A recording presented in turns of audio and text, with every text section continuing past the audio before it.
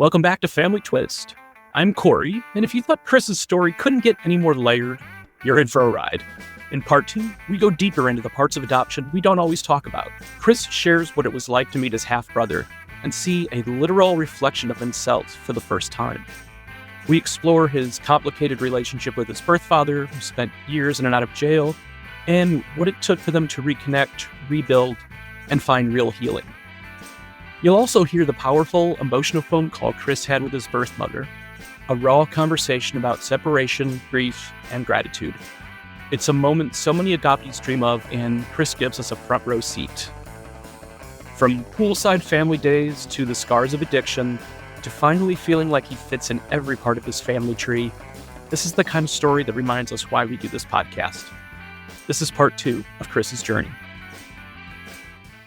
Then every year, my adoptive parents, they called it birth family days, even though I think just, family day or whatever is it would have been a better name. But my adoptive family and my birth family, they would come to the house and we'd just have a pool party and just, be together to celebrate this. And having everybody there was wonderful. Yeah. Yeah. Did your adoptive parents have any other children?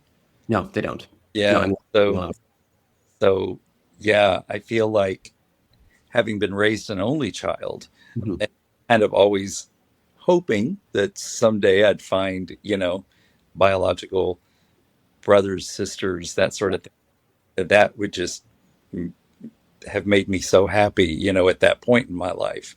So I'm glad you got to experience that. Yeah, me too. And I do have siblings from both my birth parents. I have 3 half siblings from my birth mom, and I have 1 half sibling from my birth dad. The oldest of the siblings, he's 2 years younger than me. And so he's basically been around. I've always had a brother. Right. And him and I are extremely close. That's We're wonderful. extremely close. That's good. Because your family kind of came together, both sides, so early on, and it just had to be like a normal thing for you. At what age were you when you realized what a unique situation this was? I don't know if I remember when it was. I think once I started to meet other adopted children, that I realized, I'm different. This is unique. I had a friend who, I believe she's Black, and she was adopted by a white family. And I don't think she knew her birth family. And I remember thinking, oh, okay. Interesting that I know my birth family. And then I had a friend growing up who was later told that he was adopted when I think we were in 5th grade. And I remember thinking, there's another difference of how my situation is unique. And I also didn't have the, oh my God, I didn't have all of that so many people do. And I also don't have, because my adoption was a private adoption. It didn't go through an adoption agency. They just had a lawyer to sign the paperwork for the adoption and given the rights, the parental rights being given to my adoptive parents. So because I didn't have to go through an adoption agency, I don't have any of the there's those horror stories you hear of adoption agencies that I had no idea that existed. I thought adoption was always a wonderful, beautiful thing. And then I learned, it's a lot murkier and gray than I thought, especially thinking about foster care as well. I had a friend for a long time who went through foster care for many years and then was adopted later as a teen. And just the complete differences I realized how lucky I am. Yeah, I think there are beautiful stories about fostering, but I think because of the financial implications that sometimes involved, it can be different for the children. It definitely can.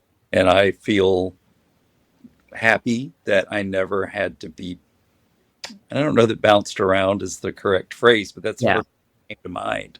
I'd been with my parents since I was 2 months old. It just was the way it was. I was relinquished by my birth mother at the hospital. I was in one orphanage for the first, and then in a separate one for the second month. And it was there that my parents came to get me. And they knew about me from before because of the red tape and things, it just Mm. took that long for them to physically get custody of me. Yeah, I'm glad I didn't have that experience. I think that would have increased the kind of separation trauma that I experienced because my adoptive parents, like, they took me home from the hospital Yeah. and they were there at my birth. Yeah. And they actually were in the room when I was born, which must have been just the most wonderful experience to Yeah. actually be there for your child Yeah. to be born, even though he isn't biologically yours. Right. Yeah. After my mother passed away, my adoptive mother, my dad would tell me as I got older, he Mhm. said, the only thing your mother ever regretted were those first 2 months where she wasn't able to be with you. You know, I think Yep. about how special that time for your parents, for instance, what a bonding experience. It's just wonderful for all three of you to get to experience that. Yeah. Yeah. Mm. I think people don't often think about how important those first few moments, or months in my case are, that, just, and how my parents always felt kind of like they'd missed out, Yeah. Yeah. My mother said, "Oh, I wish so much I could have been there when you were," Yeah. The closest I can get is wishing that I were in the room when our dogs were born. Like that's, but I get the concept. Mhm. Well, and I think it makes me think of we decided to move to California while my sister was pregnant with the first grandchild. Mhm. And it was very important for me to be there, not leave for California before she was born. Mhm. And so I literally went from my work farewell party that went into the wee hours of the morning to the hospital. I was the fourth person to meet my niece, Sam. Oh, wow. And it made just something about that initial bond that, like, we're super close now and have always been, even though I've never lived in the same region as her. Mhm. We're super close. And yeah, I think there is just something special about those very first moments of being able to bond. I think so too. So, Chris, how open have you been able to be with your birth mother about your experiences with therapy and primal wound and having those feelings? I called her a couple weeks ago and I wanted to talk to her about this because I had kind of very open conversations with my birth dad, especially as I'll talk about that part later. We'd never fully talked about the separation, what her experience was like after I was born, the feelings of part of me wishing I could have been raised by her.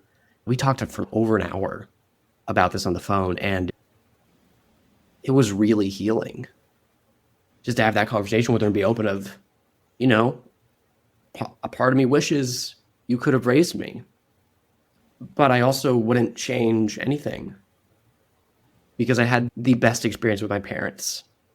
I was also not a tough child to raise, but I needed a lot of tender loving care, very gentle parenting that being a single mother at 18, don't think she would have been able to give me. Even though she is a fantastic mother to my siblings, yeah, I just needed more. Maybe part of that is because I was adopted. Maybe I wouldn't have needed as much if I hadn't been. Having that conversation with her and being like, thank you for doing this. But, acknowledging that loss. Mm-hmm. Yeah. For both of us to actually say it to each other. Yeah. Yeah.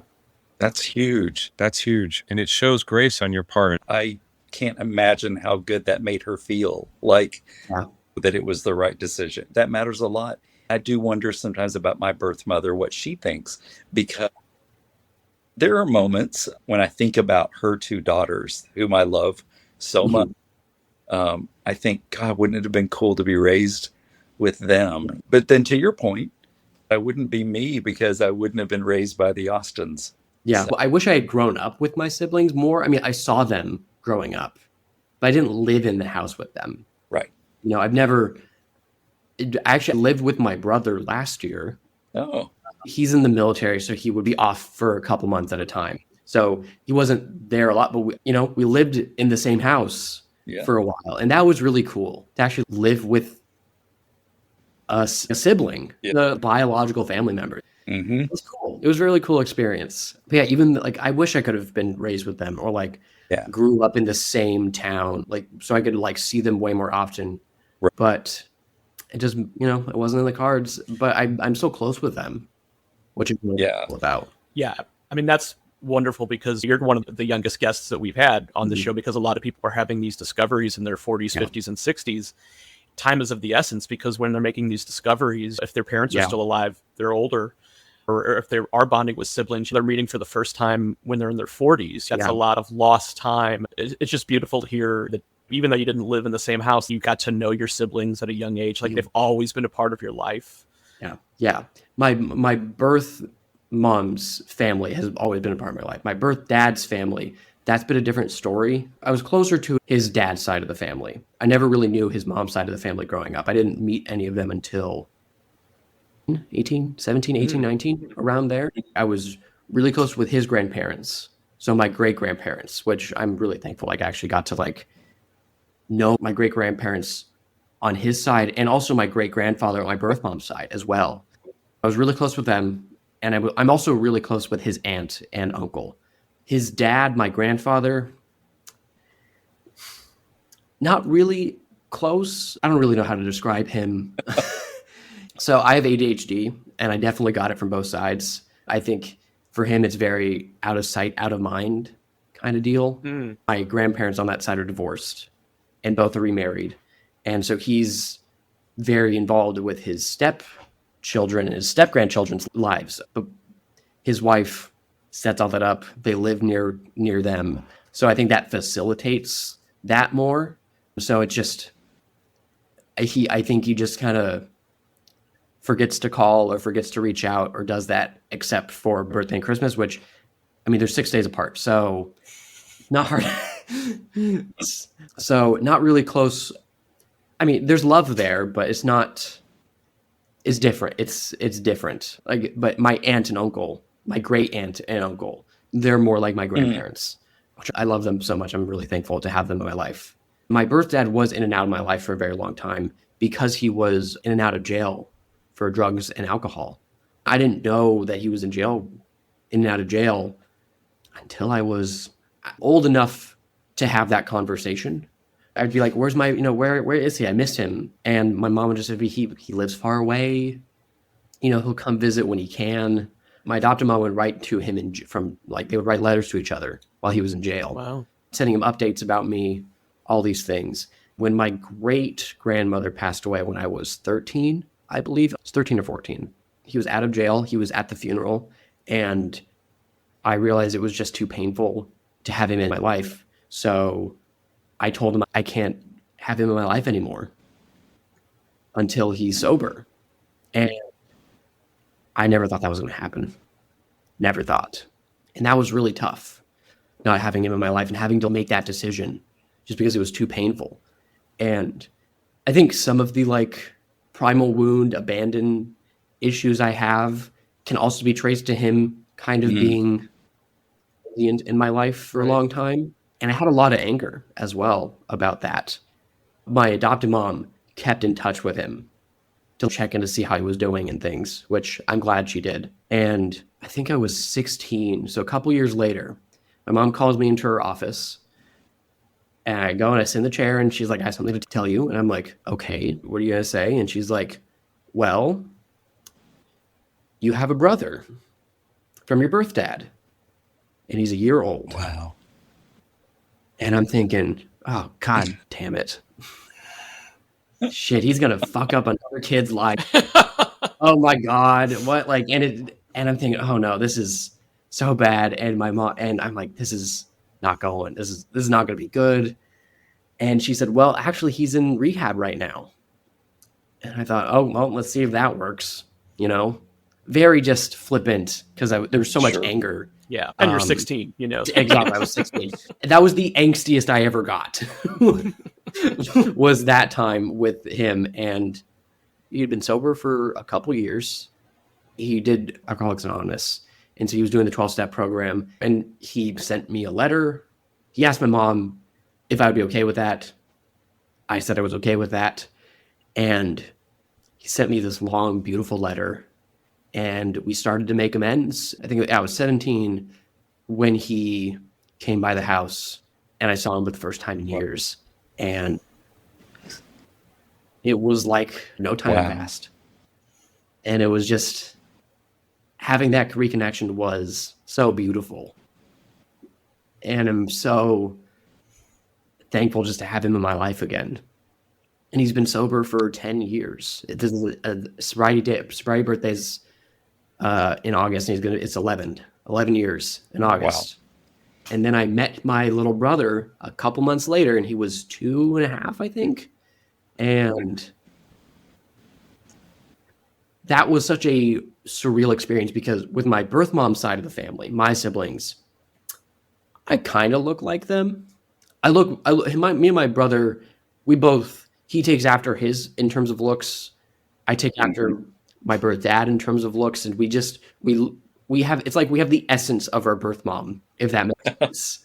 Yeah. Like in coloring, kind of like some side glances and things. And my other two siblings for my birth mom, they're half Mexican, and my sister can't really see much of a resemblance. My youngest brother on that side, him and I look alike. Sometimes I'll see an old picture of myself and I go, oh, there's my brother. There he is. That's the similar face.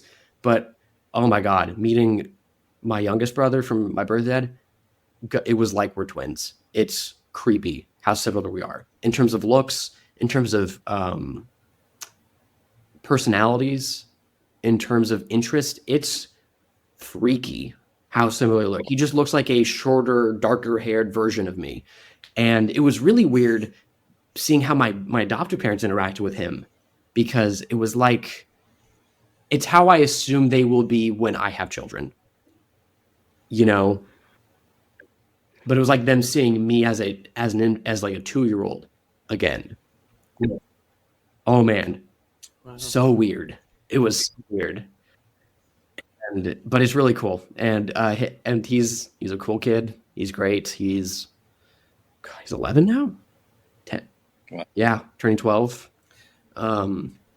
It's just really cool having kind of them all in my life. And when my birth dad got sober, that was when I connected with his mother's side of the family. And that's one of the reasons why we do this, is that because we want to normalize this more for people. Like there's more and more of these stories are coming out, you know. I mean, they say like 1 in 20 people have, you know, a misinterpreted parentage. Well, we think it's probably higher than that, but it's like, until the family secrets stop, you know, it's going to be that, you know, dirty little secret kind of thing. My adopted be much, no secrets, no family secrets. Everything's out in the open. Or something like that. Mm-hmm. Like when I did Ancestry, I was thinking, oh man, I can't wait to see if there's any, like, you know, discover something.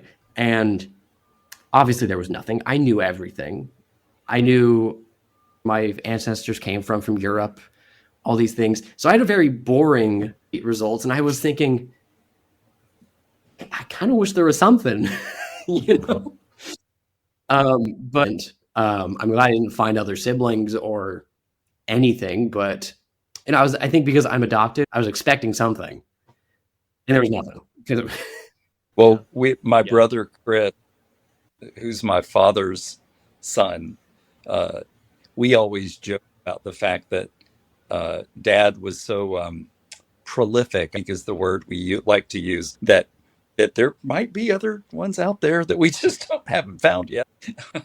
Yeah, because I guess every pack of condoms he supposedly bought were faulty, because he swears that he always used them. I'm like, yeah, in 1969 you were, you know, no. I don't think was so. Like, do I need to explain to you how to put them on? Like, what a little late, banana. But you know. Yeah, exactly. I was told to be like, hey, be very careful, because clearly it's in your genetics to, you know, to have a kid. So thankfully, especially trying to be in be in grad school and like get my PhD eventually, hopefully, would not be helpful. Would deter that completely. Yeah. So Chris, your youngest brother, when did he kind of come to the realization? When was he kind of told the whole situation? And because he's obviously old enough to understand. I don't know when he now, was, you know, told about, you know, me and everything. I mean, he was young enough told about me before we met, but So he was young enough to kind of, when he started to actually like have memories, to always know I existed and always know know about me. So I don't think there was a surprise with me for that, which I think is good. Like I would like, we went to Legoland when he was like 4, or like I go to I've got baseball games, or, I've gone to the house and we've played video games, all the stuff that, brothers do. Getting to experience that with him. Yeah. And also it's just so freaky that we just look alike that much. And a lot of he also has a lot of like the same anxieties that I do, of like being hesitant around new people, not wanting to try new things, kind of similar like meltdowns when he was young.